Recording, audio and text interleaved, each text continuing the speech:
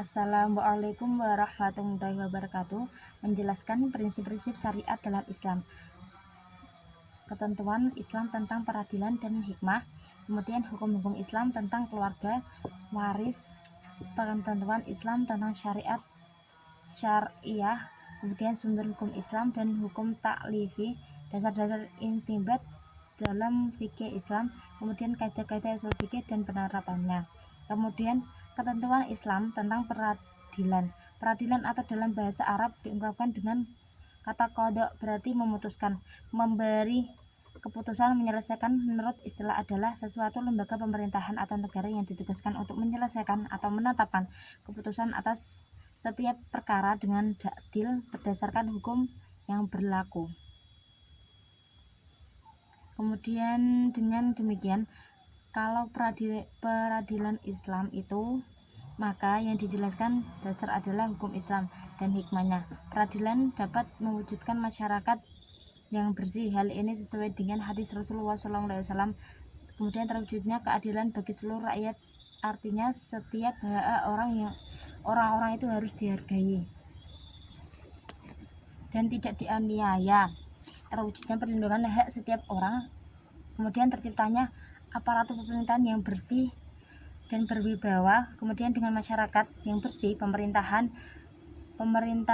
bersih dan bebas, serta tegaknya peradilan, maka akan terwujudnya ketentraman, kedamaian, dan keamanan dalam masyarakat. Hukum Islam tentang keluarga. Keluarga adalah menciptakan keluarga sakinah mawaddah warahmah, menjaga nilai keluarga dan kesejahteraan anak adalah tujuan dari hukum keluarga. Hukum waris adalah hukum yang mengatur mengenai kekayaan seseorang setelah ia meninggal dunia, mengenai bagaimana memindahkan kekayaan setelah ia tiada. Jadi pembagian waris menurut sistem hukum perdana ini, golongan pertama sebagai ahli waris, yaitu berhak menerima warisan. Ketentuan Islam tentang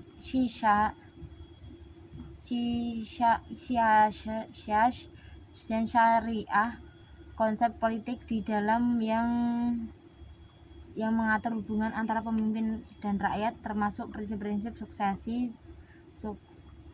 kepemimpinan. Kemudian sumber hukum Islam atau Al-Quran, hadis, ijma, dan qiyas. Al-taklifi.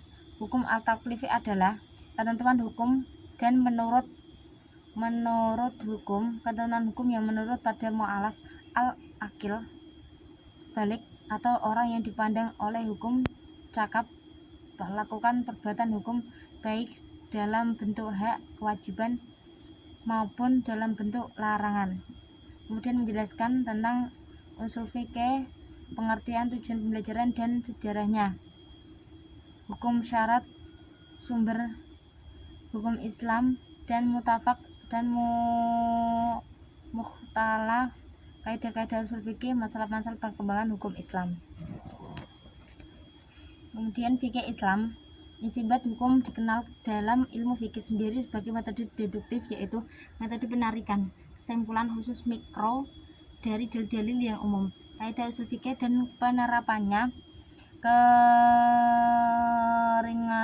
Keringanan hukum tidak bisa dikaitkan dengan keraguan. Besarnya pahalamu tergantung pada usahamu. Jika tidak mampu mengerjakan secara keseluruhan, maka tidak boleh meninggalkannya semuanya. Sesuatu yang haram diambil, maka haram pula memberikannya, dan lain-lain. Pengertian ushul fikih. Dalil-dalil syar'i yang umum dipandang dari hukum-hukum yang umum pula.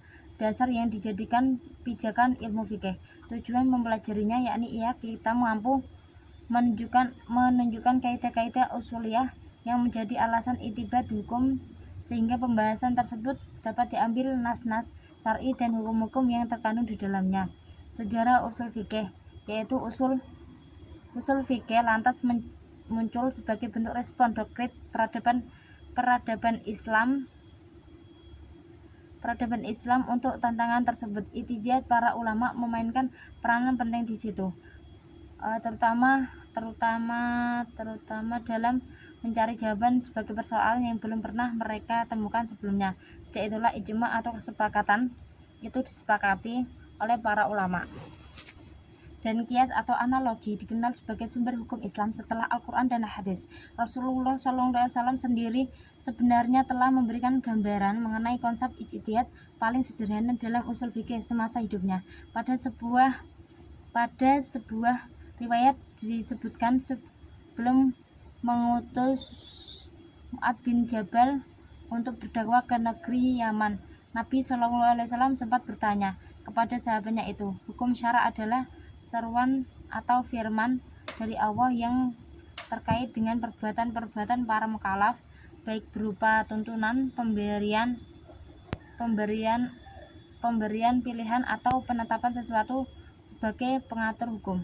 Sumber hukum Islam yang mutafak atau sumber hukum yang disepakati atau Al-Quran, hadis, ijma' atau kesepakatan bulat dari mujtahid, dan kias atau mengukur atau membandingkan dengan sesuatu, dan mutalaf sumber hukum yang tidak disepakati atau istisan menganggap baik. Masalah mursalah suatu perbuatan yang dilakukan demi kemaslahatan bersama. Istibat disertai suudzon zariyah. Sadzudariyah adalah menutup jalan atau mencegah hal-hal yang bisa membawa atau menimbulkan terjadinya kerusakan. Kaidah-kaidah usul fikih, keringanan hukum atau bisa dikaitkan dengan keraguan. Besarnya pahalamu tergantung pada usahamu. Jika tidak mampu mengerjakan secara keseluruhan, maka tidak boleh meninggalkan semuanya. Sesuatu yang haram diambil, maka haram pula memberikannya, dan lain-lain. Masalah mengembangkannya hukum Islam. Munculnya banyak permasalahan yang cenderung baru, belum ada sebelumnya, sehingga harus ditetapkan hukumnya, dan lain-lain. Wassalamualaikum warahmatullahi wabarakatuh.